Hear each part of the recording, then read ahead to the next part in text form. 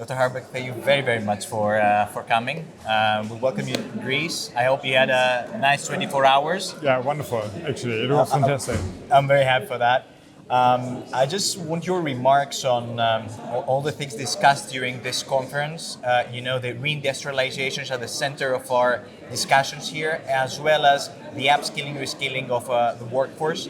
Of course, with your vast experience, mainly from Germany, working in the politics and being a finance minister and a vice chancellor, you of course know the necessity of some sort of reindustrialization, even in Germany, which is the heart of industry basically in Europe. I want your comments on the ideas of EENE that actually focuses on this path of reindustrializing through technology and through upskilling, reskilling of workforce. So let me start with a broader picture. I think the reason why we have to do a lot of things different has changed in the past 3 years. For me, it was the beginning of the war in Ukraine, the Russian full-scale invasion of Ukraine, that suddenly I had to learn, Germany had to learn the hard way, that beliefs you always had, that energy is always secure and no one would ever dare to use it as a weapon, suddenly was weaponized. And now we find ourselves in a world, we means the Europeans, Greece and Germany and all the other countries, where a lot of these deep beliefs are suddenly questioned. Look to the semiconductor question as we speak. Yes. Now a lot of German companies and I guess European companies are struggling to get microchips, semiconductors, where they use the raw material coming from China, and China is blocking it in a way. And suddenly we see how deeply vulnerable our industries are. So that means that growth is important, competitiveness is important, but we need to do this all to become a safe and resilient continent. So security is a new issue, and security always comes with a price. So if you have a firefighter brigade, you can always say, I hope it will never burn, the house will never burn, but it's wise to invest in a firefighter brigade or police or military. Security has a price, and now we're talking about economic security. And the price, and this is directly leading to your suggestions, has to be paid one way or another. Normally, politicians, and especially the ministers of finance, don't like reducing taxes because they don't have any control how expensive it's going to be. They prefer subsidies. So, say, you are educating people in better digital understanding, better digital skills. We give you like a coupon, like a wash for, I don't know what, some €100 or whatever. Yes. But this is always bureaucratic. You have to apply before. This is always upfront. It's so, and the business side always loves reducing of taxes. And this is now the debate, I guess, you have with your government. But the outcome, my advice would be the one that has the bigger and faster outcome is the right measure.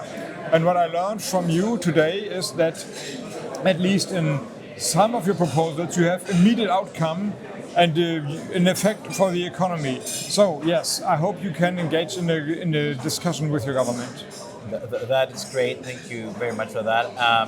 And now when we go to Europe, because this year's conference has this European dimension, how do you see the future of Europe in terms of reindustrialization and how we can compete with Asia and the States that actually invest so much in technology and reskilling, upskilling, digital skills more particularly? First of all, from my point of view, every European leader has to understand that the future is inside the European Union. So however big or small a country is, I mean, small countries like Malta and maybe Denmark or maybe Ireland, I think they won't believe that they could make a change. Bigger countries like Germany should not think that they could make a change, because now it's a competition between the superpowers of the world, China, US, Russia, not an economic superpower, but a military superpower, maybe India, maybe also the South American region with Brazil leading the countries. And there we have to make a difference and define our own stance. So this is the first political interrogative. Do we understand that we have to unite? And I mean, there's a problem with every European election, the people that going to the European Parliament, the ones who are elected in Greece and in Germany, always have to explain to their voters, to the Greek people, to the German people, what they are doing. So saying we need European Union and European unity and being voted by the national electorate is a difference. So this has to be understood, and I think there's really political leadership demanded. Imagine that this is understood, that Europe is the answer, not the problem. Europe should do better, not become only a regulator with all the bureaucracy, but become a political actor. That means in defense, in foreign politics, Europe has to speak with one voice. There, actually, I'm quite optimistic. The development is going in that direction, and so this is a decisive moment in European history, I think, and a strong economy is the basis for a strong Europe also on a global level. And a last question regarding Germany, the automotive industry. How do you believe that the automotive industry of Germany can again be competitive in the midterm, in the near future? So the German automotive industry is really strong in the combustion engine, in the old technology. The old technology, yes. And is still strong.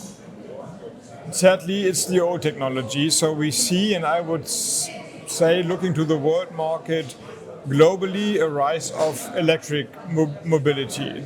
That is the future. It's going to come. If you don't like it, well, bad for you. If you like it, good for you. Not because climate is the driver, that might be the cause at the beginning, but the engines are more efficient. When you use a combustion engine, you can only use 20-30% of the energy. Battery up to 90 now, due to the huge progress done by batteries. So my reading is that in the world market, in the course of the next 10 years, electric mobility will take over. And the question is, can the German automotive industry be part of it? Yes. Exactly. In the premium segment, definitely yes. The expensive cars, they are running wonderful by electric batteries, also the German cars. So they have to go down in the cost. Not in the premium sector, but for the normal people, offering cheap cars for normal people. And that is the question. So, short answer, the German automotive industry will definitely survive.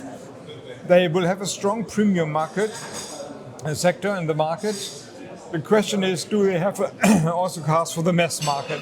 Yes, that's the point. That is undecided. Because China is very competitive there, and probably the German cars are going to be luxury. What the German automotive companies decided like 10 years ago is starting electricity and the premium sector, because that was expensive at that point of time, and they said when you buy a car for, let's say, 100,000 euros, a very expensive car, it can also cost 105,000 euros. No one is really caring about 5,000 euros when you have enough money to spend for a 100,000 euro car. But if you buy a car for 20,000 euros and suddenly it's 25, it's like, this is maybe too much. So therefore we start at the top and we go down. And they stopped in the middle. That is the problem. They are now down to, let's say, cars that cost 50,000 euros, but not 20. And let's say normal people can't afford a car that costs 60,000 euros. So that is the question. Do they have cars for the mass market? They are developing it now. I hope fast enough. Thank you very much, Dr. Thank you very much. Thanks for having me.